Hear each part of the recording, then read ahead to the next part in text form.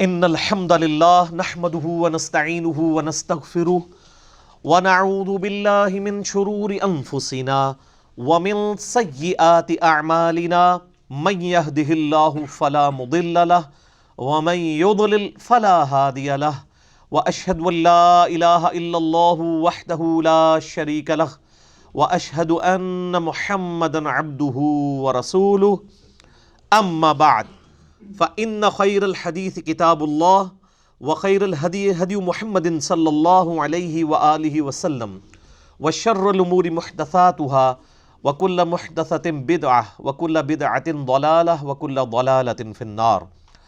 أعوذ بالله السميع العليم من الشيطان الرجيم من همزه ونفخه ونفثه. بسم الله الرحمن الرحيم. رب اشرح لي صدري ويسر لي امري واحلل عقدة من لساني يفقهوا قولي. بسم الله الرحمن الرحيم. ان الله وملائكته يصلون على النبي يا ايها الذين امنوا صلوا عليه وسلموا تسليما. اللهم صل على محمد وعلى ال محمد كما صليت على ابراهيم وعلى ال ابراهيم انك حميد مجيد. اللهم بارك على محمد وعلى آل محمد كما باركت على إبراهيم وعلى آل إبراهيم إنك حميد مجيد. اللهم ربنا آتنا في الدنيا حسنة وفي الآخرة حسنة وقنا عذاب النار. ربنا آتنا من لدنك رحمة وهيئ لنا من أمرنا رشدا. لا إله إلا أنت سبحانك إني كنت من الظالمين.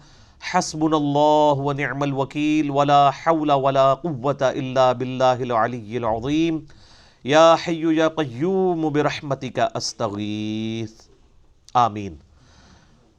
الحمدللہ آج 6 جنوری 2019 کو سنڈے کے دن قرآن کلاس نمبر 309 میں ہم انشاءاللہ تعالی سورۃ القمر کا ترجمہ اور تفسیر کور کریں گے پارہ نمبر 27 میں. اور آج کا درس ہمارا 2019 کا پہلا درس ہے الحمدللہ. اور آپ دیکھ لیں کہ 2010 اکتوبر میں ہم نے یہ قرآن کلاسز کا سلسلہ شروع کیا تھا. تو یہ آلموسٹ تقریباً 8 سال اور کچھ عرصہ گزر چکا ہے. اور اس دوران قرآن کلاسز جو ہوئی ہیں وہ آج والی ملا کے 309 بنتی ہیں.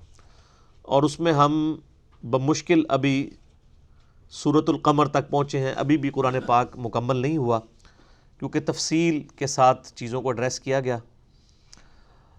باقی اس حوالے سے میں نے ڈیٹیل ڈسکشن اس وقت کی تھی جب ہماری قرآن کلاس نمبر 300 آئی تھی. میں آج اس ڈیٹیل میں نہیں جاؤں گا. اللہ کا نام لے کر آج کی سورت شروع کرتے ہیں. سورۃ القمر بھی مکی سورت ہے اور القمر عربی زبان میں کہتے ہیں چاند کو. اس میں چاند 2 ٹکڑے ہونے کے معجزے کا بیان ہے شروع کی ہی آیات کے اندر. اعوذ باللہ من الشیطان الرجیم. بسم اللہ الرحمن الرحیم. اقتربت الساعہ، قریب آ گئی قیامت. وانشق القمر، اور شق ہو گیا چاند. چاند 2 ٹکڑے ہو گیا. وَإِن يَرَوْا آیَةً يُعْرِضُوا، اور اگر وہ کوئی نشانی بھی دیکھتے ہیں تو اعراض کرتے ہیں، منہ پھیر لیتے ہیں. وَيَقُولُوا سِحْرٌ مُسْتَمِرٌ، اور کہتے ہیں یہ تو کھلا جادو ہے. یعنی یہ اتنا بڑا معجزہ نبی صلی اللہ علیہ وآلہ وسلم کی بعثت کا دیکھنے کے باوجود بھی انہوں نے اسے جادو کہا. اہل سنت اہل تشیع دونوں کا اجماع ہے اس کے اوپر کہ نبی صلی اللہ علیہ وآلہ وسلم کا یہ معجزہ برحق ہے.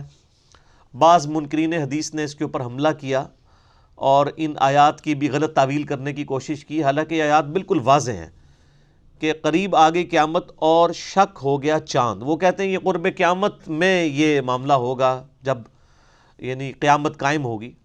حالانکہ اس سے اگلی آیت اس کی حفاظت کر رہی ہے. وَإِن يَرَوْا آیَةً يُعْرِضُوا، جب بھی کوئی انہیں معجزہ دکھایا جاتا ہے، کوئی نشانی دکھائی جاتی ہے تو یہ اعراض کرتے ہیں. وَيَقُولُوا سِحْرٌ مُسْتَمِرٌ، اور کہتے ہیں کہ یہ بہت بڑا جادو ہے. یعنی انہوں نے کوئی منظر دیکھا ہے جس کا اگلی آیت کے اندر ذکر ہے. ویسے بھی اجماع نے اس کا یعنی دروازہ بند کر دیا گمراہی کا. پوری امت کا اتفاق ہے. صحیح بخاری اور مسلم کے اندر کئی ایک احادیث ہیں جو اس معجزے کی طرف ہماری رہنمائی کرتی ہیں. اور بعض لوگوں نے یہ بھی اعتراض کیا کہ ان احادیث روایت کرنے والے میں جو اصحاب ہیں ان میں سے ایک عبداللہ ابن عباس ہیں جو کہ اس وقت پیدا ہی نہیں ہوئے تھے جب کہ یہ معجزہ ہوا، تو انہوں نے یہ حدیث کیسے بیان کی؟ تو یہ محدثین کا پیٹ رول ہے کہ جب کوئی صحابی حدیث بیان کرتا ہے وہ چاہے سند پوری نہ بھی کرے اس کو حدیث تصور کیا جائے گا، اگر وہ کسی ایسے زمانے کی حدیث بیان کر رہا ہے جو زمانہ اس نے نہیں پایا ہوا، یعنی نبی علیہ السلام کی زندگی کا وہ حصہ، تو یہ امپلائیڈ ہوتا ہے کہ اس نے کسی اور صحابی سے سن کے بیان کیا ہوگا، چونکہ صحابی جو ہیں وہ سارے کے سارے احادیث کے حوالے سے ایکسیپٹیبل ہیں، لہٰذا اس بحث میں نہیں پڑھا جائے گا کہ یہ حدیث ثابت ہے یا نہیں ہے، اس چکر میں نہیں پڑھا جائے گا۔ صحابی تک ثابت ہو جائے گی تو وہ حدیث اسٹیبلش مانی جائے گی۔ ویسے علمی طور پہ بھی اس کا جواب موجود ہے، وہ یہ کہ یہ حدیث جو ہے وہ صرف اور صرف سیدنا عبداللہ ابن عباس سے روایت نہیں ہے، بلکہ اس حدیث کے راوی سیدنا انس ابن مالک بھی ہیں اور سیدنا عبداللہ ابن مسعود بھی ہیں، اور عبداللہ ابن مسعود پہلے 10 صحابہ میں سے ہیں، وہ بھی یہ منظر دیکھنے والے ہیں۔ بخاری اور مسلم دونوں میں یہ حدیث موجود ہے کہ عبداللہ ابن مسعود کہتے ہیں رضی اللہ تعالیٰ عنہ وعلیہ السلام کہ نبی صلی اللہ علیہ وآلہ وسلم نے مشرکین عرب کو جب جمع کر کے اپنی دعوت ان کے سامنے رکھی تو انہوں نے ڈیمانڈ کی کہ آپ کوئی نشانی اللہ کی طرف سے دکھائیں، تو نبی صلی اللہ علیہ وآلہ وسلم کو اللہ تعالیٰ نے وحی کے ذریعے یہ چیز بتائی کہ چاند 2 ٹکڑے کیا جائے گا نشانی کے طور پر۔ تو پھر آپ صلی اللہ علیہ وآلہ وسلم نے مشرکین کو چاند کی طرف متوجہ کیا، ان سب کے سامنے چاند 2 ٹکڑے ہوا، اور ہیرا پہاڑی، عبداللہ ابن مسعود کہتے ہیں کہ جو ہیرا کا پہاڑ ہے وہ ہم نے درمیان میں دیکھا، اور چاند کا ایک ٹکڑا ایک طرف چلا گیا، دوسرا ٹکڑا دوسری طرف، اور پھر اس کے بعد وہ دونوں ٹکڑے مل گئے۔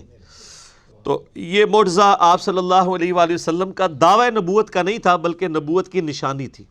دعوی نبوت کا معجزہ وہ ہوتا ہے کہ جو ڈیمانڈ کیا جاتا ہے کہ یہ کر کے دکھائیں، اس قسم کا آپ صلی اللہ علیہ وآلہ وسلم کو کوئی معجزہ نہیں دیا گیا جو کافروں کی ڈیمانڈ پوری کرتا ہو۔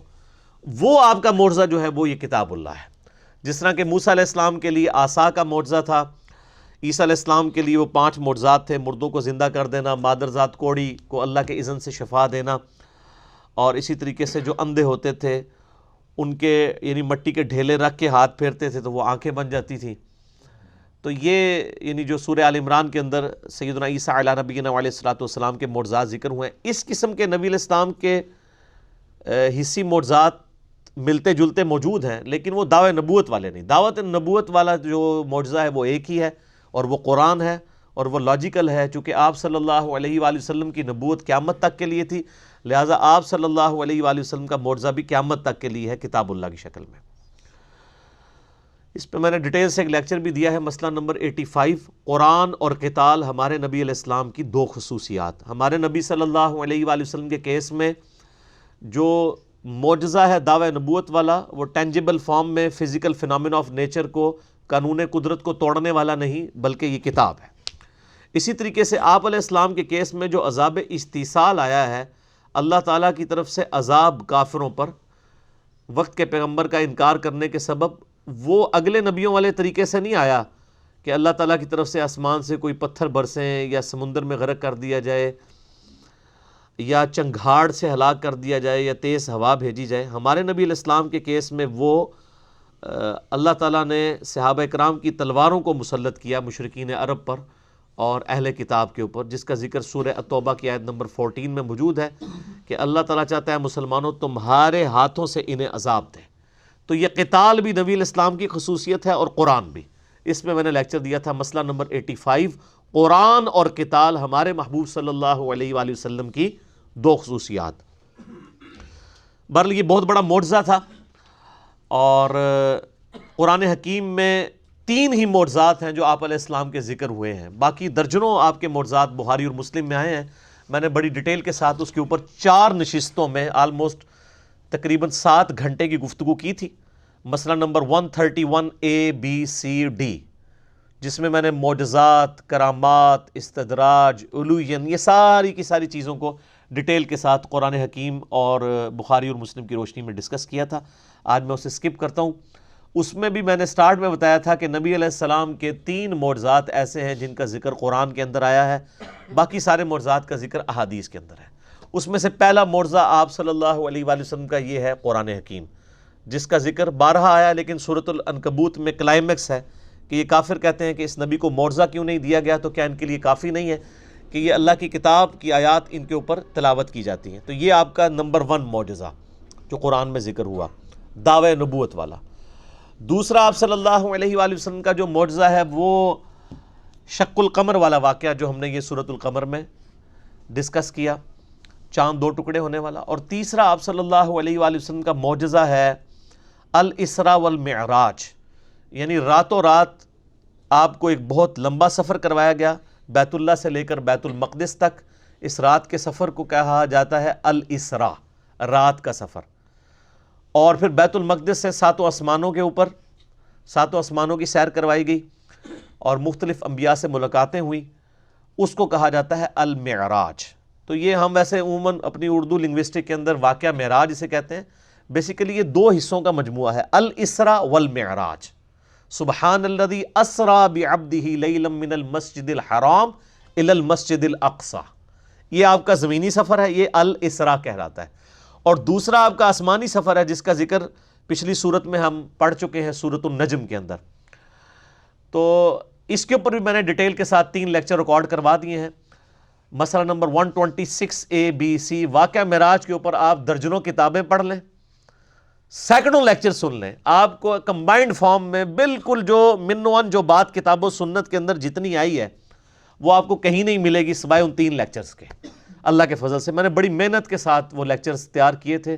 جب ہماری آیات آئی تھی وہ سورہ الاسراء، سورہ بنی اسرائیل کی شروع کی آیات، سبحان الذی اسرا بعبدہ لیلا من المسجد الحرام الی المسجد الاقصی، تو اس ایک آیت کے اوپر میں نے 3 نشستیں یہاں پہ ریکارڈ کروائی تھیں۔ اسی لیے آپ دیکھیں ہماری قرآن کلاسز اب مختصر ہیں، ورنہ تو ایک آیت کے اوپر 3 4 ہفتے ہمارے لگ جاتے تھے تاکہ ہم وہ کنٹروورشل ایشوز کو ڈسکس کریں۔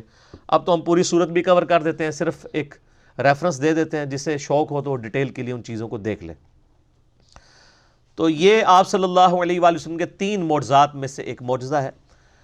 اس کے علاوہ احادیث میں سورج پلٹانے والا واقعہ بھی موجود ہے، لیکن اس کی صحت کے اوپر کلام ہے، یعنی محدثین کا اتفاق نہیں ہے۔ امام طحاوی ویسے اس کی سند کو صحیح کہتے ہیں کہ سیدنا علی رضی اللہ تعالیٰ عنہ کی ایک دفعہ یعنی نماز چھوٹ گئی، آپ صلی اللہ علیہ وآلہ وسلم سیدنا علی کی گود میں یعنی سر رکھ کے سو گئے، اس دوران نماز ان کی چھوٹ گئی، اور وہ پھر اسی غم کے عالم میں مطلب انہوں نے رونا شروع کیا، تو ان کے کچھ آنسو نبی علیہ السلام کے رخسار پہ لگے، تو آپ کی آنکھ کھل گئی، تو آپ صلی اللہ علیہ وآلہ وسلم نے دعا کی تو سورج واپس آ گیا۔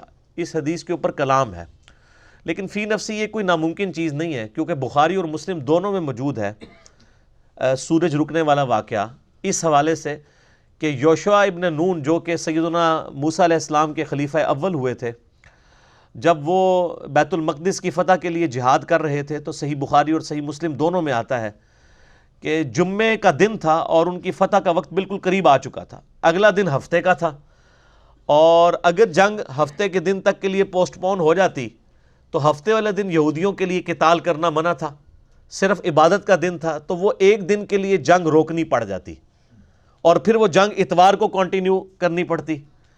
تو اب ظاہر ہے ایک دن کے لیے جنگ رکے تو دشمن کو سنبھلنے کا موقع مل جاتا ہے۔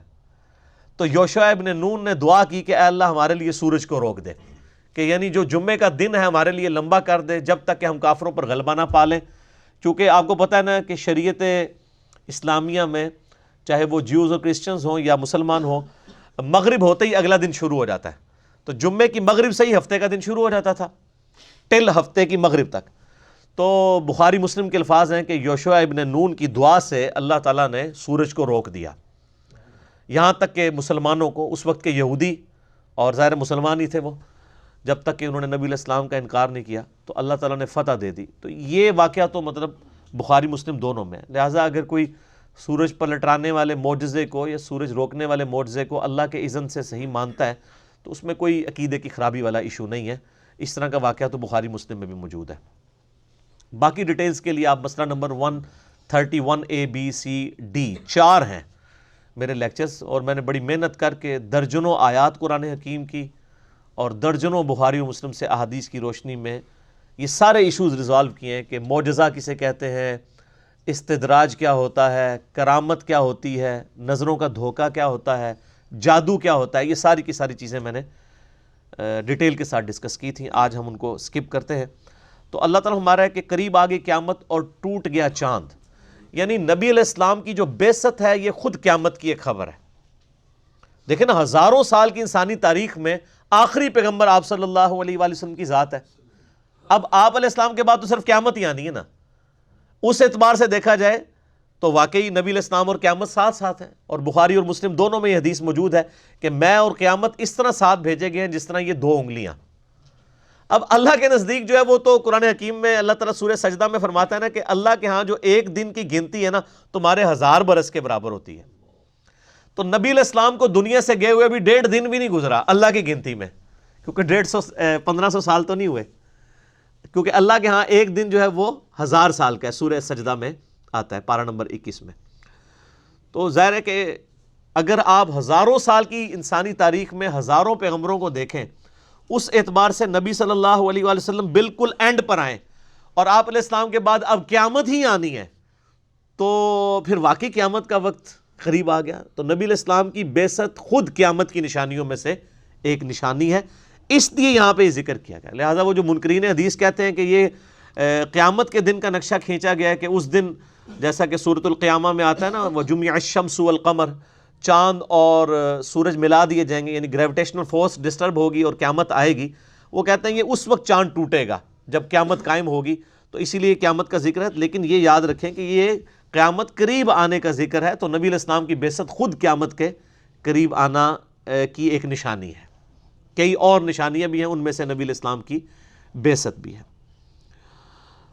وَإِن يَرَوْا آیَةً يُعْرِضُوا، اور کوئی بھی وہ نشانی دیکھتے ہیں تو اعراض کرتے ہیں. وَيَقُولُوا سِحْرٌ مُسْتَمِرٌ، اور کہتے ہیں کہ یہ تو بڑا جادو، بہت بڑا زبردست قسم کا جادوگر ہے جو یہ جادو دکھاتا ہے. وَكَذَّبُوا وَاتَّبَعُوا أَهْوَاءَكُمْ، اور انہوں نے نبی علیہ السلام کے اس معجزے کو جھٹلا دیا اور اپنی خواہشات نفسانی کی پیروی میں لگ گئے. وَكُلُّ أَمْرٍ مُسْتَقِرٌ، اور ہر کام کا ایک انجام ہونے والا ہے. یعنی انہوں نے جو اپنے وقت کے پیغمبر کا انکار کیا ہے تو ان پر بھی عذاب آئے گا، یہ انتظار کریں. اور پھر وہ عذاب قتال کی شکل میں آیا. غزوہ بدر میں اللہ تعالیٰ نے پہلی قسط دی ان کو، یعنی 70 سردار جو ہیں وہ بدر کے میدان میں قتل ہوئے، 70 کے قریب قیدی بنائے گئے. وَلَقَدْ جَاءَهُم مِّنَ الْأَنبَاءِ مَا فِيهِ مُزْدَجَرٌ، اور پہنچ چکی ہیں پہلی قوموں کی بربادی کے واقعات ان کافروں تک جس میں بڑی عبرت ہے. یعنی یہ نہ سمجھیں کہ جس طرح اگلی قومیں ہلاک ہوئی تھیں تو ہمیں شاید کوئی چھوٹ مل جائے. جب تمہیں بتایا جا رہا ہے کہ قوم نوح ہلاک ہوئی وقت کے پیغمبر کا انکار کرنے کی وجہ سے، قوم عاد، قوم سمود، تو یہ کفار مکہ یہ نہ سمجھیں کہ ان کے اوپر عذاب نہیں آئے گا. یہ تو اللہ کی رحمت ہے کہ عذاب ڈیلے ہو رہا ہے. اگر عذاب آ جاتا تو آج خالد ابن ولید جو ہیں وہ صحابی تو نہ ہوتے. نبی علیہ السلام کی اعلان نبوت کے بعد 19 سال تک حضرت خالد ابن ولید نے اسلام قبول نہیں کیا، اور یہ دیکھیں وہ 19 سال زندہ بھی رہے ہیں. مر بھی سکتا ہے بندہ، بیچ میں جنگیں بھی لڑی ہیں. بدر تو نہیں لڑ سکے، احد کے اندر پہنچے تھے اور انہی کی وجہ سے نبی علیہ السلام کے دانت بھی شہید ہوئے. اور بخاری مسلم میں آتا ہے کہ آپ کی مبارک زبان سے بد دعا بھی نکل گئی کہ اللہ تعالیٰ ایسی قوم کو کیسے ہدایت دے گا جنہوں نے اپنے نبی کا چہرہ خون سے رنگ دیا. پھر سورہ ال عمران میں اللہ تعالیٰ نے نبی علیہ السلام کے اوپر اس حوالے سے گرفت کی کہ آپ کو کوئی اختیار نہیں ہے، اللہ تعالیٰ چاہے تو ہدایت بھی دے سکتا ہے. اور اسی خالد ابن ولید کو پھر ہدایت ملی، اور اللہ تعالیٰ نے اسی مبارک زبان سے سیف اللہ کا لقب بھی دلوایا. ٹھیک ہے، اِنَّكَ لَا تَهْدِي مَنْ أَحْبَبْتَ وَلَكِنَّ اللَّهَ يَهْدِي مَن يَشَاءُ، سورۃ القصص آیت نمبر 56. اے نبی علیہ السلام، آپ جس سے محبت کرتے ہیں آپ اسے ہدایت نہیں دے سکتے، ہاں اللہ جسے چاہتا ہے ہدایت دیتا ہے.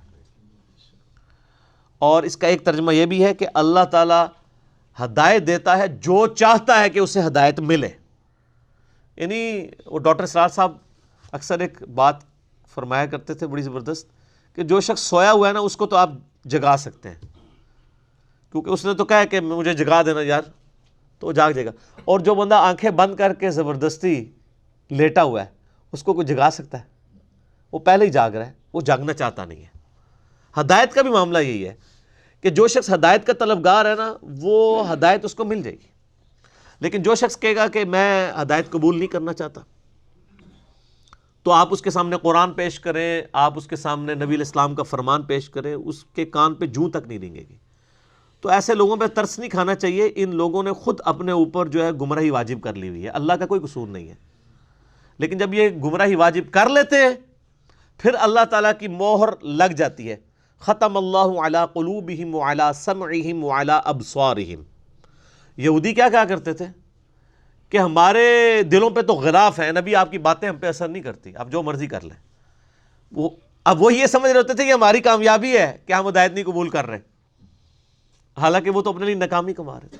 اور سیم آج یہی ہے، یعنی یہ جو پاپا جانی ہے، یعنی ان سے تو ہم نے خود کئی بار یہ بات سنی ہوئی ہے نجی میٹنگز کے اندر کہ میری آنکھیں اندھی ہیں اور میرے کان بہہ رہے ہیں ہر اس بات کو سننے سے جو ہمارے بزرگوں کے خلاف ہو۔ جب کوئی شخص کہے کہ میری آنکھیں بھی اندھی ہیں، میرے کان بھی بہہ رہے ہیں ہر اس بات کو سننے سے جو ہمارے بزرگوں کے خلاف ہو، وہ تو یہی سمجھ رہا ہے کہ میں کوئی بزرگوں کا دفاع کر رہا ہوں، لیکن وہ یہ کیا ہے، یہ تو یہودی بھی یہی کہا کرتے تھے کہ ہمارے دلوں پہ غلاف ہیں، ہم کوئی بات نہیں آپ کی سمجھیں گے۔ تو اصل میں ان کی آنکھیں اللہ تعالیٰ نے اندھی کر دی ہوئی ہیں، ورنہ تو ایک یہ عقیدہ آپ کا اللہ اور اس کے رسول کے بارے میں ہونا چاہیے، عز و جل و صلی اللہ علیہ وآلہ وسلم۔ اگر آپ نے کوئی جذباتی ڈاکٹرائن کھڑی کرنی ہے تو ویسے تو ہم اللہ اور اس کے رسول کو بھی اندھے بن کے نہیں مانتے ہیں، نہ یہ قرآن حکیم کی تعلیمات ہیں۔ سورہ یوسف میں اللہ تعالیٰ فرماتا ہے کہ اے نبی صلی اللہ علیہ وآلہ وسلم تم فرما دو کہ یہ میرا سیدھا راستہ ہے جس پہ میں اور میرے اصحاب چل رہے ہیں، یہ پوری بصیرت کے ساتھ، ہم اندھے بن کے نہیں اس پہ چل رہے۔ چلیں پھر بھی کسی درجے میں ایک مسلمان کہہ سکتا ہے کہ میری آنکھیں اندھی ہیں، میرے کان بہہ رہے ہیں ہر اس بات کو سننے سے جو اللہ اور اس کے نبی علیہ السلام کے خلاف ہو، لیکن آپ کے بزرگ بیچ میں کہاں سے آ گئے اور اس لیول تک آ گئے کہ انہوں نے اللہ اور اس کے رسول کی تعلیمات کی دھجیاں بکھیر دی اور آپ کہہ رہے ہیں کہ ہم اندھے ہیں۔ تو پھر اندھے ہی رہیں گے، عقل کے بھی اندھے رہیں گے، ہدایت سے بھی دور ہی رہیں گے۔ تو اللہ تعالیٰ فرماتا ہے کہ یہ اگلی قوموں کی ان کے پاس خبریں آ چکی تھیں لیکن انہوں نے عبرت نہیں حاصل کی۔ حکمتم بالغۃ فما تغنی النذر، وہ خبریں سراسر حکمت پر تھیں، پس ڈرانے والوں نے کوئی فائدہ نہ پہنچایا، یعنی نبیوں نے کوئی فائدہ نہیں پہنچایا کافروں کو اس حوالے سے کہ ان کو زبردستی حق گھول کے تو اسلام کی طرف لے آتے، اور نہ ہی ان کا کام تھا۔ سورۃ البقرہ میں ہے اے نبی علیہ السلام ہم آپ سے نہیں پوچھیں گے کہ لوگ دوزخ میں کیوں چلے گئے جو ہم نے آپ کو پیغمبر بنا کے بھیجا ہے، آپ کا کام صرف پہنچانا ہے، وما علینا الا البلاغ۔ تو اللہ فرما رہا ہے کہ نبیوں کی دعوت نے ان کو کوئی فائدہ نہیں پہنچایا جب وہ خود ماننے ہی نہیں چاہتے تھے۔ فتول عنہم، پس آپ صلی اللہ علیہ وآلہ وسلم بھی ان منکرین سے رخ انور پھیر لیجئے۔ یوم یدعو الداعی الی شیء نکر، قیامت والے دن ایک بلائے گا انہیں بلانے والا ایک ناگوار چیز کی طرف، یعنی وہ حضرت اسرافیل علیہ السلام سور پھونکیں گے تو اس وقت پھر فیصلہ ہو جائے گا۔ جنہوں نے دنیا میں دعوت حق قبول نہیں کی تھی تو ایک کراہت والی آواز ہوگی، یعنی ایک سور پھونکا جائے گا، بہت گرجدار آواز ہوگی، لیکن اس کے باوجود لوگ اس آواز کی طرف کھینچے چلے جائیں گے، اپنی قبروں سے زندہ ہو کے اس طرف جائیں گے۔ خش عن ابصارهم یخرجون من الاجداث کانہم جراد منتشر، آنکھیں جھکی ہوئی ہوں گی اور اپنی قبروں سے یوں نکل رہے ہوں گے جیسے پرانگدہ ٹڈیاں ہوتی ہیں۔ جیسے ٹڈیوں کو آپ نے دیکھا ہے، وہ پوری کی پوری ان کی ایک فوج نکلتی ہے، ظاہر ٹڈیوں کی مانند ہی نکلیں گے نا۔ اور یہاں پہ بھی آپ قبرستان میں تو ہمیں تو جتنی قبریں نظر آ رہی ہیں اس سے زیادہ مردے دفنائے جا چکے ہیں، تو زمین کے ہر حصے سے لوگ نکل کے جہاں جہاں پہ بھی ان کی باقیات موجود تھی، اگر کوئی سمندر میں غرق ہو گیا تھا، کوئی ایئر کریش میں ختم ہو گیا تھا، کوئی کہیں پر بھی تھا، اللہ تعالیٰ زندہ کر کے تو ان کو حاضر کر لے گا اپنی بارگاہ میں۔ مہطعین الی الداع، وہ ڈرتے ڈرتے بھاگے جا رہے ہوں گے بلانے والے کی طرف۔ اچھا ڈر بھی رہے ہوں گے اس آواز سے لیکن مجبور ہوں گے کہ اسی آواز کی طرف جائیں۔ کوئی نہیں، کوئی سائن بورڈ نہیں لگا ہوگا کہ سر اتھے جانا ہے تسی، سب لوگ اٹھ کے، جس طرح ایک نیو بورن بیبی جو ہے نا اس کو کوئی سکھاتا نہیں ہے کہ اس نے دودھ کیسے پینا ہے، اس طریقے سے جب قیامت والے دن مردے قبروں سے نکالے جائیں گے وہ چاہتے نہ چاہتے ہوئے اس آواز کی طرف لپکیں گے، وہ سارا میدان محشر جو اسی زمین کے اوپر برپا ہونے والا ہے۔ یقول الکافرون ھذا یوم عسر، اس دن پھر جو انکاری لوگ ہیں وہ کہیں گے آج کا دن تو بڑا ہم پر سخت ہے۔ یہ کافر آتے ہی نہ فوراً کہنا شروع کر دیتے ہیں یہ کافروں نے بارے چاہے تھا۔ تو یہ کفر عربی والا ہے سر، پنجابی والا نہیں ہے۔ پنجابی کے اندر تو ہم کفر اسی کو ہی سمجھتے ہیں جو ہندو، سکھ یا عیسائی، لیکن عربی کے اندر کفر کہتے ہیں انکار کرنے والے کو، ناشکری کرنے والے کو۔ جو اللہ اور اس کے نبی علیہ السلام کا انکار کرے وہ بھی کافر ہے اعتقاداً، اور جو اللہ رسول کو مانتا تو ہے لیکن ان کی تعلیمات کا انکار کرتے تو وہ عملاً کافر ہے۔ جو صحیح مسلم میں حدیث ہے انٹرنیشنل نمبر کے مطابق 246 کہ بندے کے کفر اور اسلام، شرک اور ایمان کے درمیان فرق نماز ہے۔ نماز نہ پڑھنے والا پاکستان کے شناختی کارڈ میں مسلمان ہے، اللہ کے حضور وہ عملاً کافر ہے، کیونکہ کافر ہی نماز نہیں نہ پڑھتا، مسلمان ہوگا تو نماز پڑھے گا۔ اسلام کی بنیاد 5 چیزوں پہ ہے نا، کلمے کے بعد نماز، پھر اس کے بعد زکوٰۃ، اس کے بعد رمضان کے روزے اور حج۔ ٹاپ آف دا لسٹ نماز ہے۔ تو اس دن یعنی جو انکاری ہیں، اللہ کے انکاری ہوں یا اللہ کی باتوں کے انکاری ہوں، سب کے لیے برا دن ہے۔ کذبت قبلہم قوم نوح، ان سے پہلے بھی قوم نوح نے بھی جھٹلایا تھا وقت کے پیغمبر کو۔ اب کئی ایک انبیاء کا ذکر بڑی یعنی مختصر انداز میں ہوگا کہ وقت کے پیغمبروں کو ان کی قوموں نے جھٹلایا، تو اے نبی صلی اللہ علیہ وآلہ وسلم اگر آپ کا لوگ انکار کر رہے ہیں تو یہ کوئی نئی بات نہیں ہے، آپ سے پہلے بھی وقت کے پیغمبروں کا لوگ انکار کرتے آئے ہیں۔ پہلی مثال حضرت نوح علیہ السلام کی قوم کی، فکذبوا، تو انہوں نے ان کو جھٹلایا، عبدنا وقالوا مجنون وازدجر، اور انہوں نے الٹا نوح علیہ السلام کو کہنا شروع کر دیا یہ تو دیوانہ ہے، اور جھڑک بھی دیا۔ وہ بڑی ڈیٹیل کے ساتھ پھر سورہ نوح آتی ہے نا پارہ نمبر 29 میں، جس میں انہوں نے بڑی، جس کو کہتے ہیں بڑے درد کے انداز کے اندر اپنی التجا اپنے رب کے سامنے رکھی ہے۔ فدعا ربہ انی مغلوب فانتصر، تو دعا کے لیے اللہ کی طرف متوجہ ہوئے اور کہا کہ اے میرے رب میں عاجز آ گیا ہوں، پس تو میری مدد فرما اور ان سے بدلہ لے۔ ففتحنا ابواب السماء بماء منہمر، پس ہم نے کھول دیے آسمان کے دروازے موسلا دھار بارش کے ساتھ۔ وفجرنا الارض عیونا، اور زمین میں بھی چشمے جاری کر، یعنی عذاب ایسا آیا، پانی کا عذاب کہ اوپر سے تیز بارش، اور سورہ ہود کے اندر ڈیٹیل آتی ہے کہ ایک تندور تھا اس میں سے پھر پانی پھوٹا، اوپر سے بھی بارش نیچے سے بھی بارش، اتنے بڑے لیول کا طوفان آیا۔ فالتقى الماء على امر قد قدر، اور پھر دونوں پانی مل گئے، اوپر کا پانی نیچے والا پانی مل گئے، یعنی وہ سینڈوچ بن گئے، اس کے اندر غرق کر دیے گئے۔ وحملناه على ذات الواح ودسر، اور ہم نے نوح علیہ السلام اور ان کے ساتھیوں کو جو اہل ایمان تھے تختوں اور میخوں والی کشتی کے اوپر سوار کیا۔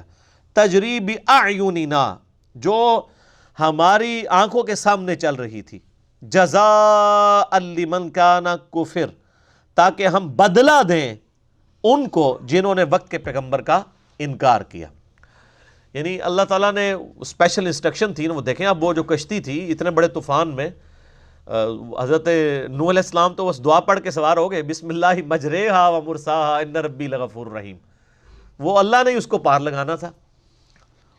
اچھا، اس کے اوپر ایک فلم بھی بنائی ہے ہالی ووڈ والوں نے نا، ایک بہت زبردست انداز میں انہوں نے طوفان نوح دکھایا ہے، اور وہ کشتی اور وہ جس طرح وہ سارے جانور اس کے اوپر سوار کرتے ہیں، وہ انسان لگتا ہے اس زمانے میں پہنچ گیا۔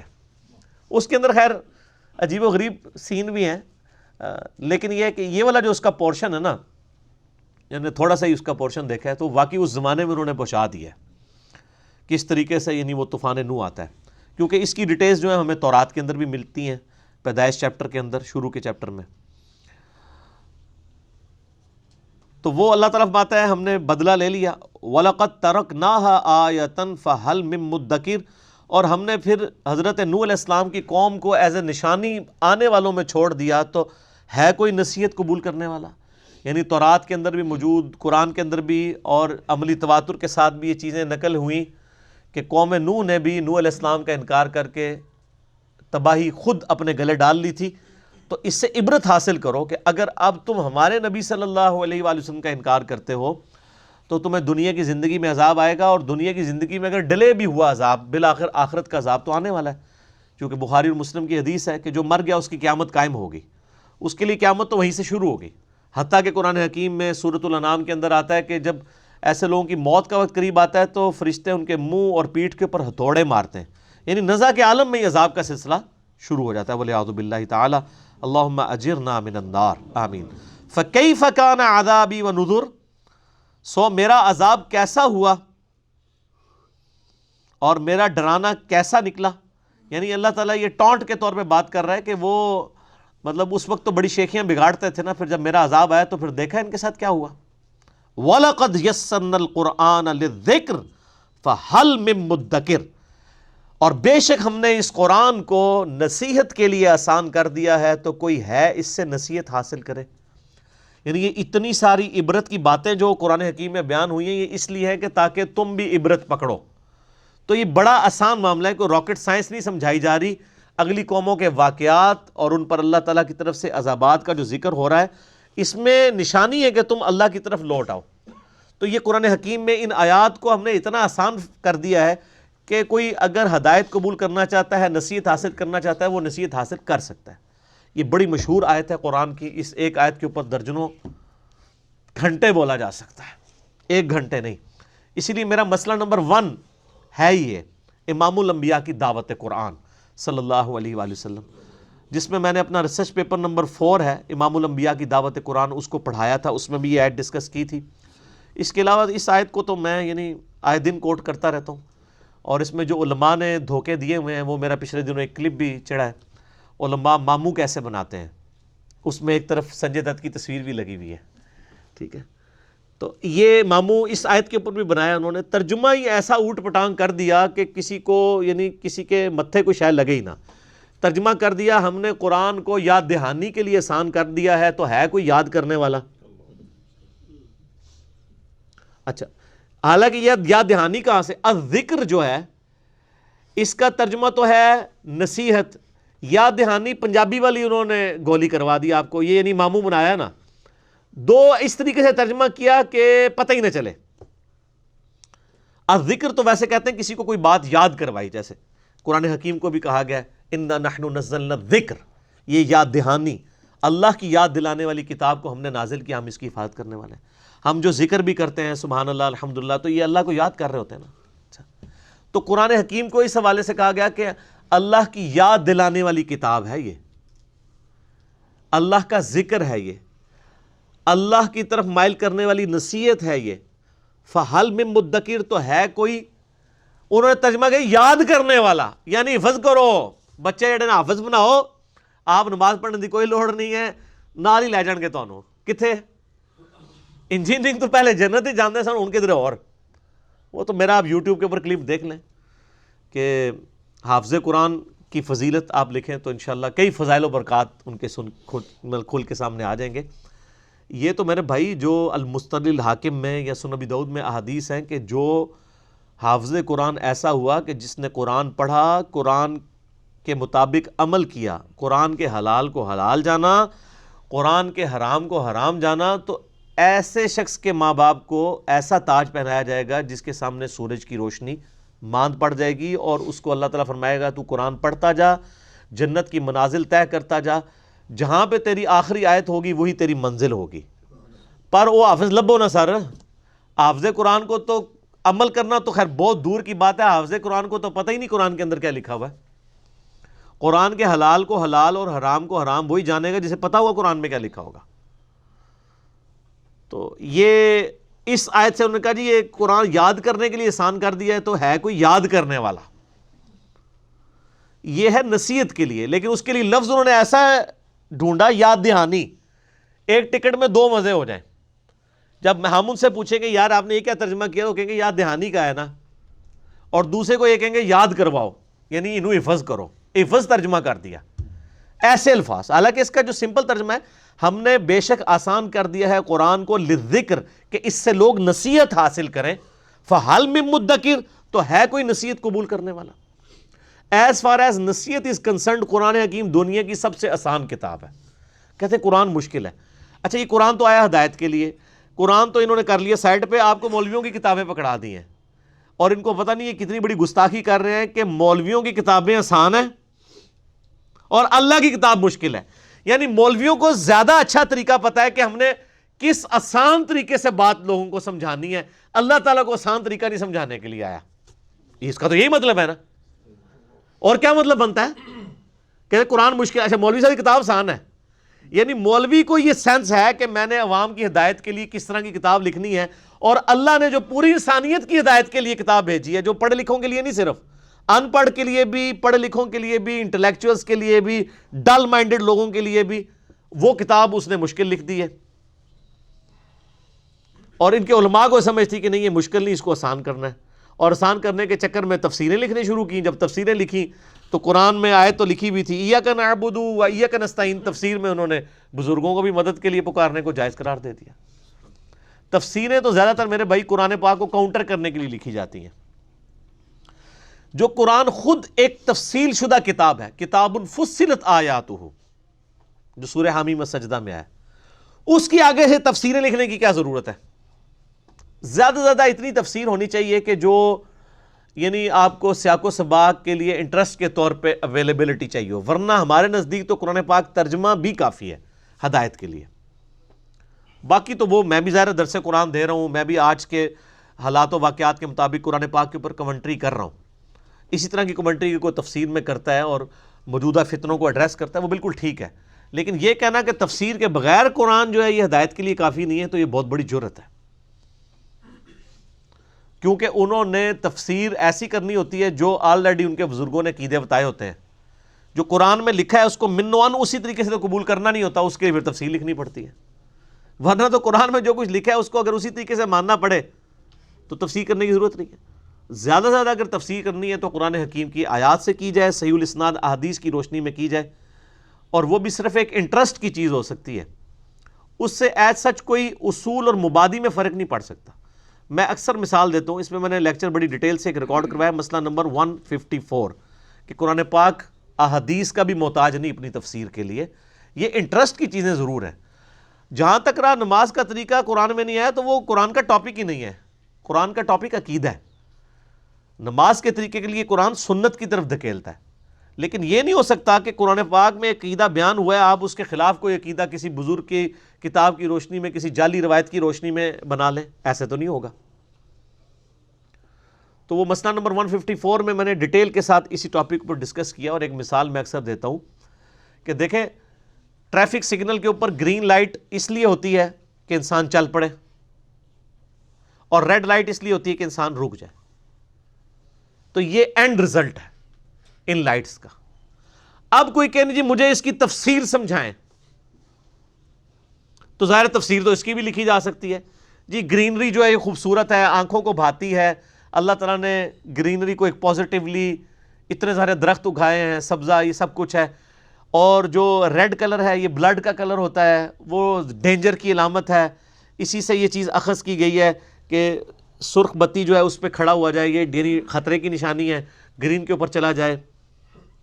میں اس کے اوپر 1-2 صفحوں کا مضمون بھی لکھ دوں, اینڈ رزلٹ کیا ہوگا کہ گرین پہ آپ نے چلنا ہے اور ریڈ پہ رکنا ہے. یہ میری تفسیر کرنے سے کیا یہ ریڈ اور گرین کا جو اینڈ رزلٹ ہے اس پہ کوئی فرق پڑے گا؟ تو یہ تفسیر اگر میں نہ بھی کروں تب بھی اینڈ رزلٹ وہی ہے. یہاں کیا ہوتا ہے, یہ گرین اور ریڈ کی تفسیر لکھنا شروع کرتے ہیں ایاک نعبد و ایاک نستعین کی, تو کہتے ہیں نہیں دیکھیں نہیں بزرگوں سے بھی جو مانگتے ہیں نا تو وہ اصل میں اللہ ہی پیچھے اللہ ہی ہوتا ہے. اچھا ایڑ پیچھے اللہ ہوتا ہے, یہ تو قرآن اس کو نہیں لکھیا.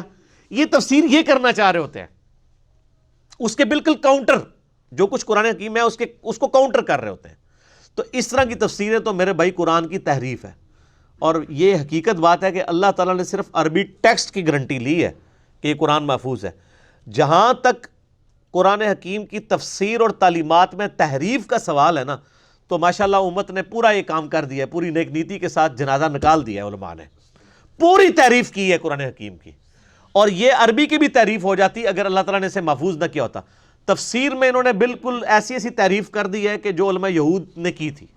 اور بخاری مسلم میں حدیث موجود ہے, میری امت میں وہی خرابیاں پیدا ہوں گی جو اگلی امتوں میں پیدا ہوئی۔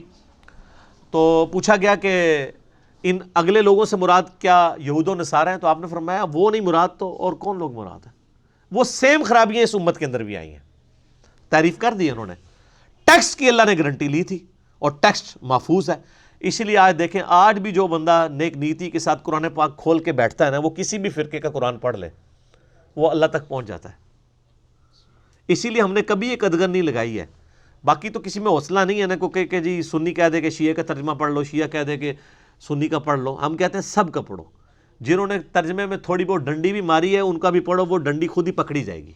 میں نے اس کے اوپر ایک ڈیٹیل لیکچر ریکارڈ کروا دیا ہے، قرآن حکیم کے 8 ترجموں، 8 ٹرانسلیشن اور علماء کا دھوکہ، یعنی علماء نے دھوکہ دیا ہے، پچ کھود دی ہے جس کو کہتے ہیں نا، پچ کھود دو تو ان کے نے کرکٹ کھیلنی ہے، اور نہ پچ ہی کھود دیجیے اور ترجمے چینج کرتے ہیں جی، وہ پتہ ہی نہیں چلتا کون صحیح ہے کون غلط ہے۔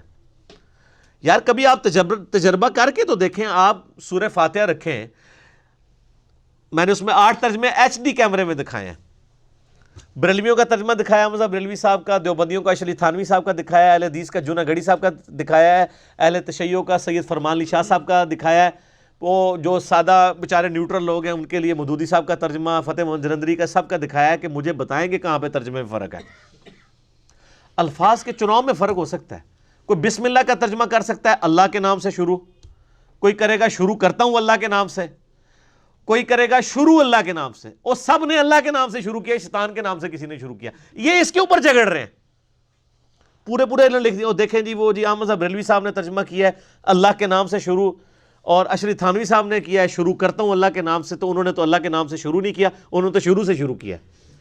ہاں، اور ایڈی کتابیں چھاپی نے قرآن حکیم کے غلط ترجموں کی نشاندہی، تو ان کو پھکی پھر میں نے آگے دیا ہے کہ یہ غلط ترجمے جو آپ کہہ رہے ہیں، اس کے ساتھ آپ یہ لکھیں قرآن پاک کی غلط عربی کی نشاندہی، کیونکہ اللہ تعالیٰ نے بھی بسم اللہ میں اللہ شروع میں نہیں رکھا۔ اگر اللہ نے آپ کی مرضی کی بسم اللہ بنانی ہوتی تو وہ بھی بن سکتی ہے۔ اللہ الذی باسمہ ابدہ، اللہ ہے وہ ذات جس کے نام سے میں شروع کرتا ہوں۔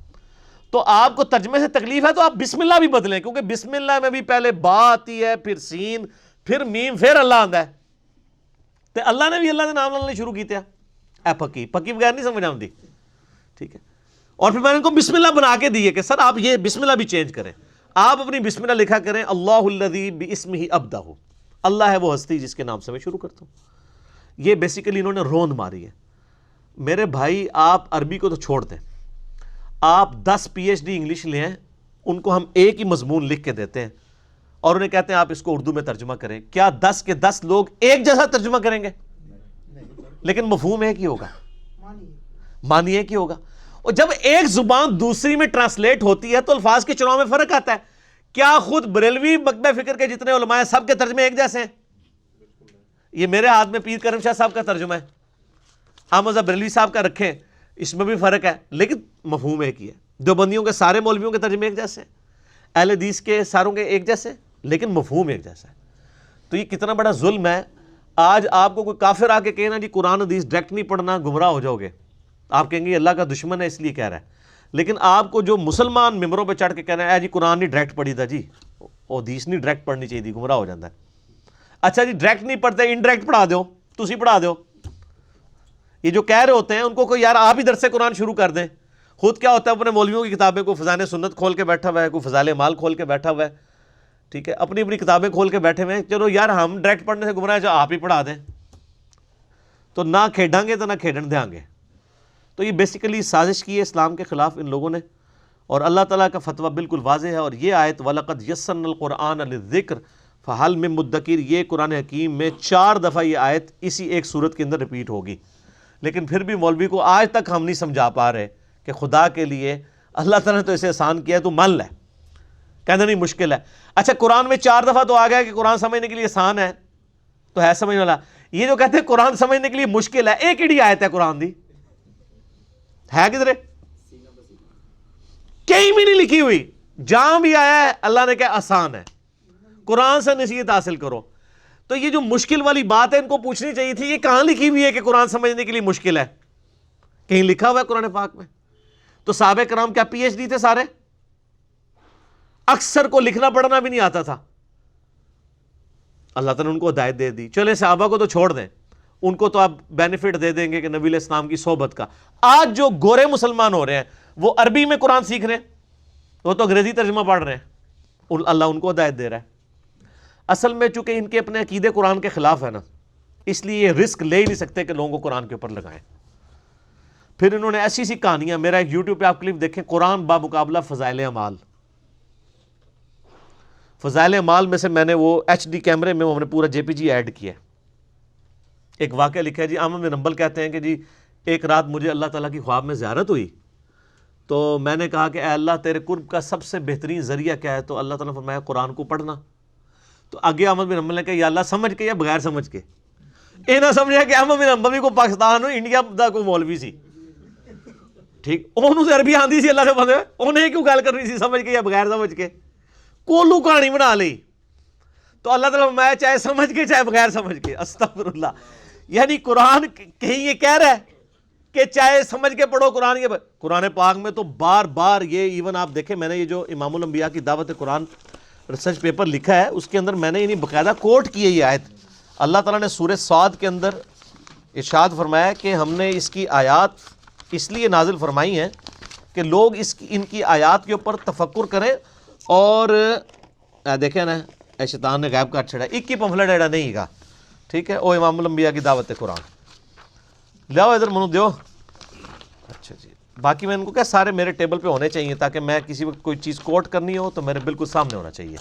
لائیں جی یہ پکڑائیں سورہ صاد کے اندر یہ آیت. یہ ویسے ہے نا, یہ جو امام الانبیاء کی دعوت قرآن ریسرچ پیپر ہے نا سر, 4 صفحوں میں میں نے یعنی اپنی طرف سے اللہ تعالیٰ کے حضور حجت تمام کی ہے ایک بندے کو قرآن کا شوق دلانے کے لیے قرآن کی تعلیمات کیا ہیں.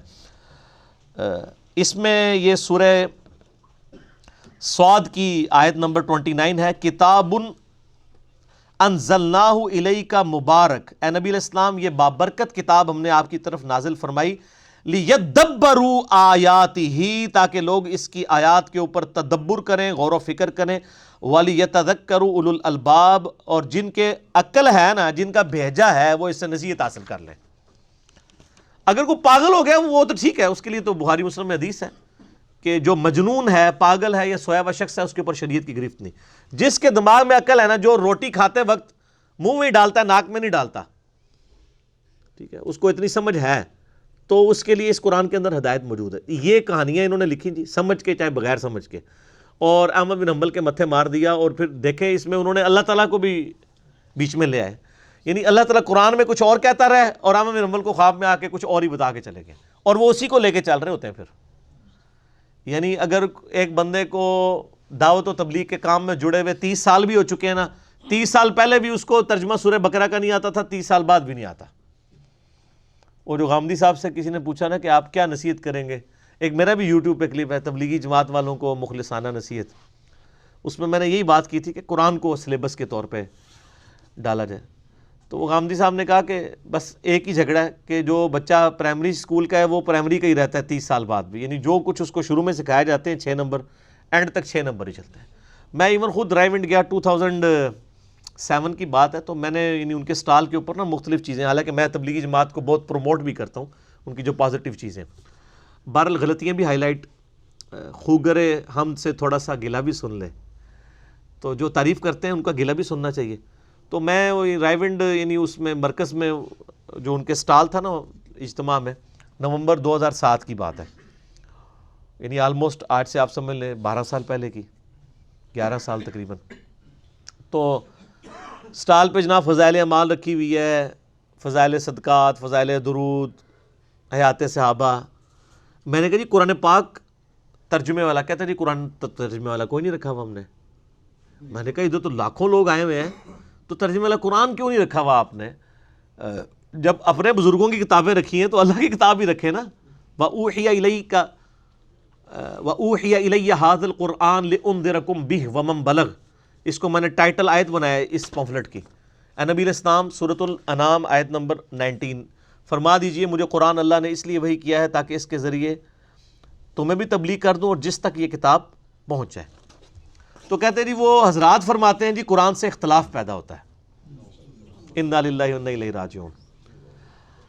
تو میں نے خیر پھر بھی پازیٹیو لیا, میں نے کہا جی اگر آپ اختلاف سے ڈرنا چاہتے ہیں تو آپ سارے فرقوں کے ایک ایک ترجمہ رکھ لیں، یعنی اگر کوئی بریلوی آئے گا وہ بریلوی ترجمہ لے لے گا، اختلاف کہاں سے ہوگا؟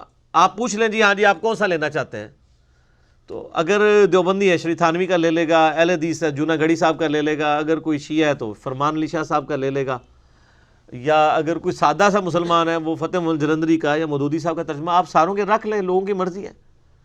تو اچھا یہ ان کو ڈر نہیں ہوا کہ ہمارے بزرگوں کی لکھی ہوئی کتابوں سے اختلاف پیدا ہوگا، حالانکہ ان سے پوچھیں کہ آپ کے بزرگوں کو تو بریلوی مانتے ہی کوئی نہیں ہے جن کی کتابیں آپ نے رکھی ہوئی ہیں، تو اس سے نہیں اختلاف پیدا ہو رہا؟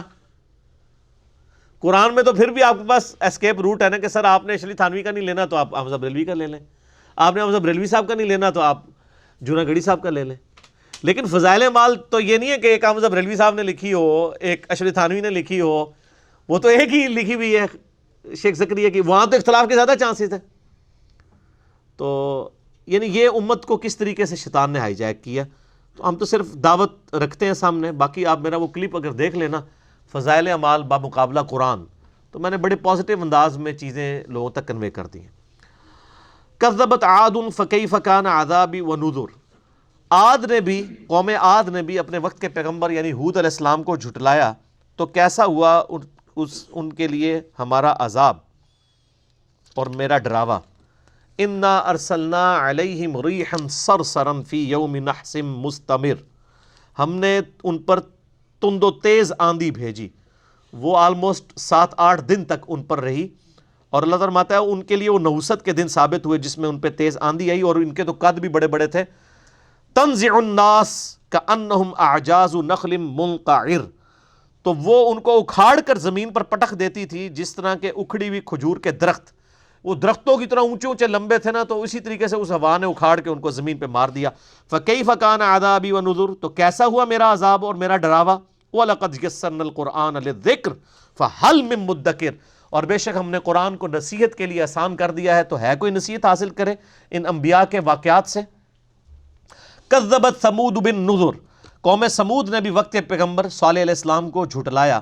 فقالوا ابشرا منا واحدا، وہ کہنے لگے ایک انسان جو ہمارے جیسا ہے، نتبعوہ، ہم اس کی پیروی کریں، انا اذا لفی ضلال وسعور، اگر ہم اپنے جیسے انسان کی پیروی کریں گے تو ہم تو دیوانگی میں مبتلا ہو جائیں گے، گمراہی میں مبتلا ہو جائیں گے۔ یعنی وہ کافر کہتے تھے کہ یہ انسان کو ہم پہ کیا برتری حاصل ہے، یہ بھی تو انسان ہی ہے، لیکن بہت بڑا فرق تھا، وہ اللہ کے ریپریزنٹیٹیو تھے، اللہ کی وحی ان پر نازل ہوتی تھی۔ تو یعنی کافروں نے جب بھی انبیاء کرام علیہ السلام کا انکار کے لیے بہانہ گھڑا ہے وہ یہی انسان ہونا۔ اچھا یہاں پہ جتنی دفعہ قرآن میں یہ بہانہ آیا نا، اس کے فوراً بعد پھر اللہ تعالیٰ کو جواب دینا چاہیے نا کہ نہیں یہ انسان نہیں ہے، یہ تو نور ہے، تم نے سمجھ نہیں آئی ہے۔ تو اللہ نے ہمیشہ ان کے اس اعتراض کو ویلڈ سمجھا ہے، حتیٰ کہ سورہ بنی اسرائیل میں ہے کہ اگر زمین پہ فرشتے آباد ہوتے تو فرشتوں میں پیغمبر بناتے، جب ہے ہی انسان ہے تو انسانوں میں سے ہی پیغمبر آئے گا نا، یہ کیوں بہانہ کرتے ہو کہ جی یہ انسان کیوں ہے؟ القی الذکر علیہ، کیا اتاری گئی ہے اس کے اوپر کوئی وحی کی کتاب یعنی نصیحت کی، من بیننا بل ہوا کذاب اشر، ہم سب میں سے یعنی یہی رہ گیا تھا جس کے اوپر وحی نازل ہوتی، بلکہ وہ تو بڑا جھوٹا نعوذ باللہ اور شیخی باز ہے۔ سیعلمون غدم من الکذاب الاشر، اللہ تعالیٰ فرماتا ہے کہ کل تمہیں معلوم ہو جائے گا کہ کون کذاب ہے اور کون شیخی باز ہے، یعنی وہ دھمکی لگا دی گئی قوم سمود کو کہ اب تم پر عذاب آ جائے گا۔ اس کے لیے پھر اللہ تعالیٰ نے ان کو ایک منہ مانگا معجزہ دیا اونٹنی کا، انہوں نے یہ معجزہ ڈیمانڈ کیا کہ یہ جو سامنے پہاڑ ہے یہ اونٹنی جن ہے، اس میں سے اونٹنی نکلے، تو اللہ تعالیٰ نے معجزہ دکھایا، اور منہ مانگا معجزہ دکھانے کے بعد کوئی انکار کرے تو اللہ کا عذاب آ جاتا ہے۔ یہ تو قرآن پاک میں کئی جگہ یہ ٹاپک ڈسکس ہوا ہے۔ انا مرسل الناقۃ فتنۃ لہم فارتقبہم واصطبر، بے شک ہم بھیج رہے ہیں ایک اونٹنی ان کے لیے آزمائش کے طور پر، پس اے صالح علیہ السلام ان کے انجام کا انتظار کرو اور صبر کرنا۔ یعنی یہ اونٹنی ہم ان کا منہ مانگا معجزہ ان کو دکھا رہے ہیں، اب تو ایمان لے آئیں گے، لیکن ایسا نہیں ہوا۔ وَنَبِّئْهُمْ أَنَّ الْمَاءَ قِسْمَةٌ بَيْنَهُمْ، اور یہ بھی ان کو بتا دیں کہ پانی اب تقسیم ہوگا اس اونٹنی اور تمہارے درمیان، یعنی وہ اونٹنی بہت بڑی اونٹنی تھی، اور وہ جب پانی پینا شروع کرتی تھی تو گھاٹ کا پانی ختم ہو جاتا تھا۔ آپ کو پتہ ہے نا، جب بھی کسی آپ کنویں سے پانی پئیں تو وہ جو پانی بیچ میں موجود ہے اگر وہ سک کر لیا جائے پھر تھوڑی دیر بعد وہ پانی جو ہے وہ اس میں جمع ہوتا ہے سیپیج کر کے۔ تو پھر یہ طے پایا کہ 2 الگ الگ دن رکھ، ایک دن یعنی اونٹنی صرف پانی پیے گی اور دوسرے دن یہ لوگ، ان کو پھر فکر لگی کہ یہ تو پانی نہ کم پڑ جائے، تو اللہ تعالیٰ فرماتا ہے ان کو فرما دو کہ بھی دن مخصوص ہوگا، کل شرب محتضر، سب اپنی اپنی باری پر حاضر ہوں گے، فنادوا صاحبہم فتعاطى فعقر، تو ایک ساتھی نے یعنی آواز دی دوسرے اپنے ایک جالے کو اور کہا کہ یعنی کون ہے جو اس پر یعنی اس اونٹنی سے جان چھڑائے، تو اس نے اس پہ وار کیا اور اس کو اس کی کونچیں کاٹ دی، یعنی اس کی رگیں کاٹ دی اور اس اونٹنی کو انہوں نے قتل کر دیا۔ فَكَيْفَ كَانَ عَذَابِي وَنُذُرِ، پس کیسا ہوا میرا عذاب اور میرا ڈر سنانا، یعنی اللہ کی اونٹنی کو جب انہوں نے ذبح کر دیا، قتل کر دیا، تو پھر اللہ تعالیٰ کی طرف سے ان پر عذاب آ گیا۔ اس حوالے سے ایک حدیث ہے، مسند احمد میں بھی موجود ہے، سنن نسائی الکبریٰ کے اندر بھی موجود ہے، اور کئی کتابوں میں نے کربلا والے ریسرچ پیپر میں بھی ڈالی ہے، کہ نبی صلی اللہ علیہ وآلہ وسلم نے فرمایا سیدنا علی سے کہ اے علی، تیری مثال میری امت میں ویسی ہی ہے جیسے کہ قوم صالح کی اونٹنی تھی۔ اگلی امتوں میں سب سے بڑا بدبخت وہ تھا جس نے اس اونٹنی کو قتل کیا اور اللہ کا عذاب اس قوم پر آ گیا، اور میری امت کا سب سے بڑا بدبخت وہ ہوگا جو اے علی تجھے قتل کرے گا اور تیرے سر کے خون سے تیری داڑھی کو رنگ دے گا۔ تو یہ سیدنا علی کے بارے میں پہلے ہی نبی علیہ السلام نے پریڈکشن فرمائی تھی کہ اس امت پہ عذاب اس وقت ٹوٹے گا کہ خلافت راشدہ کو بچانے کی جو آخری کوشش تھی سیدنا علی ابن ابی طالب کی ذات، جس کو سپائل کر دیا تھا حضرت عثمان غنی رضی اللہ تعالیٰ عنہ کے چند شریر گورنروں میں، سیدنا عثمان کا تو ایسا اس میں کوئی رول نہیں تھا، ان کے گورنر تھے جن کی غلط پالیسیز کی وجہ سے لوگ خلاف ہو گئے، تو الٹیمیٹلی سیدنا علی نے کوشش کی سیدنا عثمان کی شہادت کے بعد کہ اس امت کو دوبارہ سے ابو بکر اور عمر والی خلافت کے اوپر لے آیا جائے، لیکن امت نے سیدنا علی کا ساتھ نہیں دیا، ان کو قتل کیا گیا، خوارج نے شہید کر دیا۔ تو نبی علیہ السلام کی پریڈکشن تھی کہ جس طرح قوم عاد کے اوپر قوم سمود پہ عذاب آیا تھا اونٹنی کو قتل کرنے کی وجہ سے، میری امت پہ عذاب آئے گا اللہ تعالیٰ کی طرف سے جب تجھے قتل کیا جائے گا۔ اور آپ دیکھ لیں کہ سیدنا علی جب شہید ہوئے ہیں اس کے بعد سے اب تک امت کسی ایک خلیفہ کے اوپر، یعنی ایک ایسا خلیفہ راشد جسے کہا جائے، سوائے ایک بیچ میں 2.5 سال کے لیے آپ کہہ لیں عمر بن عبدالعزیز کی مثال ملتی ہے، امت اس طریقے سے جمع نہیں ہو سکی۔ تو اللہ تعالیٰ فرماتا ہے کہ میرا عذاب کیسا ہوا اور میرا ڈراوا کیسے، انا ارسلنا علیہم صیحۃ واحدہ، ہم نے بھیجی ان پر ایک چنگھاڑ زوردار آواز، فکانوا کحشیم المحتضر، تو وہ ایسے ہو گئے جیسے روندی ہوئی خاردار باڑ ہوتی ہے، یعنی ایک خاردار، وہ آپ کو پتہ نا یہ جھاڑیاں لگائی جاتی ہیں کسی زمین کی حفاظت کے لیے، اس کے اوپر سے ایک بہت بڑا ریوڑ جو ہے وہ بکریوں کا گزر جائے یا جانوروں کا اور اس کو رونتا ہوا چلا جائے نا، یہ حالت ہو گئی اس قوم کی کہ اللہ تعالیٰ نے تباہ و برباد کر کے رکھ دیا اس قوم کو۔ وَلَقَدْ يَسَّرْنَا الْقُرْآنَ لِلذِّكْرِ فَهَلْ مِن مُدَّكِرٍ، اور بے شک ہم نے قرآن کو نصیحت کے لیے آسان کر دیا ہے، تو کوئی ہے نصیحت حاصل کرنے والا؟ کذبت قوم لوط بالنذر، اب آگے قوم نوح کا ذکر آ رہا ہے۔ قوم لوط نے بھی جھٹلایا تھا اپنے وقت کے پیغمبر کو، انا ارسلنا علیہم حاصبا، ہم نے ان پر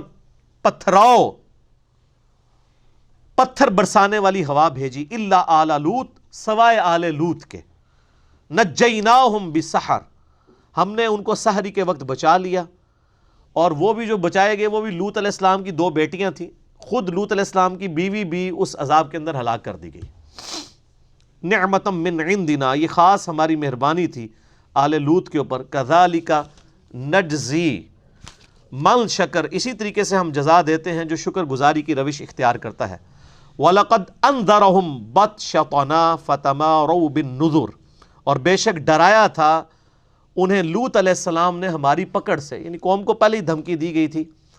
مسئلہ نمبر 81 قوم لوط کے حوالے سے میرا ریکارڈڈ موجود ہے، آج میں اس تفصیل میں نہیں جاؤں گا، یعنی وہ ان کے اندر ہومو سیکچولیٹی کی ایک بیماری موجود تھی، یعنی مرد کے ساتھ بدفعلی کرتے تھے، لوط علیہ السلام نے ان کو سمجھایا، باز نہیں آئے، الٹیمیٹلی پھر ان پر عذاب آیا۔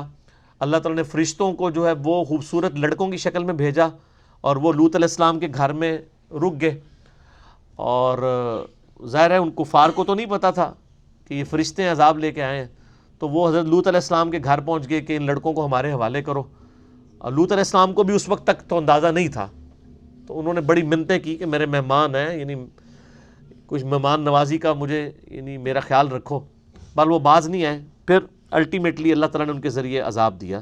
تو اس کا ذکر مختلف جگہ پہ ہے، یہاں پہ بھی ہے، وَلَقَدْ رَاوَدُوهُ عَنْ ضَيْفِهِ، انہوں نے پھسلانا چاہا لوط کو اپنے مہمانوں سے، یعنی وہ مہمان ڈیمانڈ کر رہے تھے کہ ہمارے حوالے کرو لڑکے، ان کو کیا پتا تھا یہ تو موت کے فرشتے ثابت ہوں گے ان کے لیے۔ فَطَمَسْنَا أَعْيُنَهُمْ فَذُوقُوا عَذَابِي وَنُذُرْ، تو ہم نے مٹا کے رکھ دیا ان کی آنکھوں کو اور کہا کہ اب چکھو میرا عذاب اور میرا ڈرانے کا مزہ۔ یعنی یہ ڈیٹیل تورات میں ہمیں ملتی ہے، قرآن حکیم نے تو اشارتاً بات کی ہے، تورات میں جو پیدائش چیپٹر کے اندر ملتی ہے کہ وہ فرشتوں کے اوپر جب یعنی ان کو وہ لینے کے لیے گھر میں داخل ہوئے تو اللہ تعالیٰ کی طرف سے وہ سارے لوگ اندھے ہو گئے اور پھر ان کے اوپر عذاب آیا۔ قرآن حکیم میں اس عذاب کا بھی ذکر ہے کہ پتھروں کی بارش کر کے، اور پتھر بھی اللہ تعالیٰ فرماتا ہے ہم نے یعنی وہ ڈیڈیکیٹڈ پتھر تھے، کہ کون سا پتھر کس کو جا کے لگنا ہے، نشان زدہ پتھر تھے، ہر بندے کے حصے کے پتھر اسے لگے اور تباہ و برباد کر دیا گیا، وَلِعَوْذُ بِاللَّهِ تَعَالَى۔ وَلَقَدْ صَبَّحَهُمْ بُكْرَةً عَذَابٌ مُسْتَقِرٌ، پس صبح سویرے ان پر ٹھہرنے والا عذاب نازل ہوا۔ فَذُوقُوا عَذَابِي وَنُذُرْ، لو اب چکھو میرے عذاب کا مزہ اور میرے ڈرانے کا مزہ۔ وَلَقَدْ يَسَّرْنَا الْقُرْآنَ لِلذِّكْرِ فَهَلْ مِن مُدَّكِرٍ، اور بے شک ہم نے قرآن کو نصیحت کے لیے آسان کر دیا ہے، تو کوئی ہے نصیحت حاصل کرنے والا؟ یہ دیکھ لیں، پھر بار بار ریپیٹ ہو رہی ہے۔ وَلَقَدْ جَاءَ آلَ فِرْعَوْنَ النُّذُرُ، اور آئے آل فرعون کے پاس بھی ڈر سنانے والے، یعنی حضرت موسیٰ علیہ السلام اور ہارون علیہ السلام کو اللہ تعالیٰ نے مبعوث کیا۔ کذبوا بآیاتنا، انہوں نے بھی ہماری آیات کو جھٹلایا، کلھا، جتنی آیات، وہ سورۃ الاعراف میں آتا ہے 9 نشانیاں ان کے اوپر آئی تھیں۔ ایک تو 2 بڑے معجزات تھے نا، ید بیضا کا معجزہ تھا، یعنی وہ اپنے ہاتھ یوں باہر نکالتے تھے گریبان میں داخل کر کے تو وہ سورج کی طرح چمکتا تھا، اور دوسرا عصا کا معجزہ۔ اس کے علاوہ بھی کئی ایک نشانیاں اللہ تعالیٰ کی طرف سے، مینڈکوں کا عذاب ان پر آیا، جوؤں کا عذاب آیا سورۃ الاعراف کے اندر، یہ کے بعد دیگرے 9 نشانیاں ساری کی ساری انہوں نے جھٹلا دی۔ فَأَخَذْنَاهُمْ أَخْذَ عَزِيزٍ مُقْتَدِرٍ، پھر ہم نے ان کو پکڑ لیا جیسے کہ کوئی زبردست قوت والا پکڑتا ہے۔ اکفارکم خیر من، کیا تمہارے کافر، تمہاری قوم کے کافر ان سب سے بہتر ہیں، زیادہ طاقتور ہیں؟ یعنی جس اللہ نے قوم نوح کو تباہ کیا جو ہم سن چکے، قوم عاد کو، قوم سمود کو، قوم لوط کو اور قوم فرعون کو، تو تم کیا زیادہ طاقتور ہو کہ اللہ تعالیٰ کی گرفت سے بچو گے؟ ایسا نہیں ہوگا۔ من اولئکم ام لکم براءۃ فی الزبر، یا تمہارے لیے کوئی معافی لکھ دی گئی ہے آسمانی نوشتوں میں کہ تمہیں تو اللہ تعالیٰ چھوڑ دے گا، اگلی قوموں کو ہلاک کیا تھا، تمہیں پیغمبر کے انکار کے اوپر ہلاک نہیں کیا جائے گا؟ تو پھر میں نے بتایا کہ یہ عذاب آیا ہے ان پر، لیکن قتال کی شکل میں، اللہ تعالیٰ کی طرف سے اس طریقے سے عذاب نہیں آیا۔ صحابہ کرام کی تلوار کو مسلط کیا گیا عذاب استیصال کے لیے، اور وہ سورہ توبہ کے اندر سٹارٹ میں ہے کہ 4 مہینے کا ٹائم ہے، یا تو ایمان قبول کرو یا جزیرہ نما عرب چھوڑ کر چلے جاؤ ورنہ قتل کیے جاؤ گے۔ یہ عذاب استیصال تھا۔ ظاہر پیچھے 23 سالہ ایک دعوت حق نبی علیہ السلام کی موجود تھی، اس دعوت کا انہوں نے انکار کیا تھا، تو اللہ تعالیٰ کی طرف سے عذاب اس دفعہ ڈیفرنٹ شکل میں آیا کہ صحابہ کرام کی تلواروں کو مسلط کیا گیا کافروں کے اوپر۔ بہرحال وہاں تک نوبت نہیں آئی، اسلام قبول کر لیا، اور یہ بھی اللہ تعالیٰ کی رحمت کا تقاضا ہے۔ میں یعنی قرآن پڑھتا ہوں نا، تو میرے لیے سب سے اسٹانشنگ چیزوں میں سے ایک چیز یہ ہے کہ پورا قرآن، مکی قرآن، 2/3 قرآن دھمکیوں سے بھرا ہوا ہے۔ اگر ایمان نہیں لاؤ گے یہ ہو جائے گا، یہ ہو جائے گا، یہ ہو جائے گا، لیکن الٹیمیٹلی ہوا کچھ بھی نہیں۔ اگر آپ دیکھیں فتح مکہ کے موقع پر اسلام قبول کر ہی لیا، ٹھیک ہے بیچ میں غزوہ خندق ہوئی، وہ عذاب کی ایک قسط تھی، یا غزوہ بدر تھی، لیکن ایز سچ بڑا عذاب کوئی نہیں آیا۔ یہ بھی اللہ کی رحمت ہے، یعنی اللہ تعالیٰ کسی کو زبردستی رگڑا نہیں دینا چاہتا۔ اگر لوگ قبول کر لیں تو آپ دیکھ لیں مشرکین عرب نے اسلام قبول کر لیا، الٹیمیٹلی فتح مکہ کے موقع پر جو لوگ بچ بھی گئے تھے تو وہ بڑا عذاب ان سے ٹل ہی گیا۔ ام یقولون نحن جمیع منتصر، یا وہ کہتے ہیں کہ ہم ایک ایسی جماعت ہیں جو غالب ہوگی۔ سیہزم الجمع ویولون الدبر، ان قریب ان کی جماعت پسپا ہوگی اور یہ پیٹ پھیر کر بھاگیں گے۔ اور آپ دیکھ لیں نا، احد میں بھی فتح ہو ہی گئی تھی، یعنی بدر میں اگر ان کے ساتھ یہ معاملہ ہوا ہے تو احد میں تو احد میں بھی فتح ہو گئی تھی، وہ تو پھر چند لوگوں کی نبی علیہ السلام کی یعنی وہ نصیحت کا پاس نہ کرنا وہ شکست میں بدل گئی وہ فتح۔ الٹیمیٹلی وہ فتح تو ہو چکی تھی، پھر خندق کے اندر بھی اور باقی جنگوں کے اندر بھی ان کے اوپر عذاب کی قسطیں آئیں، انہی کی جماعت جو ہے پیٹ پھیر کر بھاگی۔ بل الساعۃ موعدہم والساعۃ ادھیٰ وامر، بلکہ ان کے وعدے کا وقت روز قیامت ہے، اور قیامت تو بڑی خوفناک اور تلخ ہے۔ اور بخاری مسلم میں حدیث ہے جو مر گیا اس کی قیامت قائم ہو گئی، یعنی اس دنیا کی زندگی میں اگر کسی کو عذاب نہ بھی آیا تو مرنے کے بعد تو عذاب کا سلسلہ اس کے ساتھ شروع ہونے والا ہے۔ ان المجرمین فی ضلال وسعر، بے شک مجرم گمراہی اور پاگل پن کا شکار ہیں۔ یوم یسحبون فی النار علی وجوہہم، جب انہیں منہ کے بل گھسیٹا جائے گا دوزخ کی آگ میں، ذوقوا مس سقر، انہیں کہا جائے گا اب اس آگ میں جلنے کا مزہ چکھو۔ اللہم اجرنا من النار، اللہم اجرنا من النار، اللہم اجرنا من النار، آمین۔ اِنَّا كُلَّ شَيْءٍ خَلَقْنَاهُ بِقَدْر، ہم نے ہر چیز کو پیدا کیا ہے ایک اندازے کے مطابق، یعنی اللہ تعالیٰ کی ڈیسٹنی میں ہر چیز اندازے کے ساتھ ہے، الل ٹپ نہیں ہوتی ہے۔ یہ نہیں ہے کہ اب کافر بار بار کہہ رہے ہیں لے آؤ عذاب، تو اللہ تعالیٰ اب ان کے کہنے پہ عذاب لے آئے گا، وہ جو اللہ کی ڈیسٹنی میں طے ہے وہ اسی وقت ہی عذاب آنا ہے۔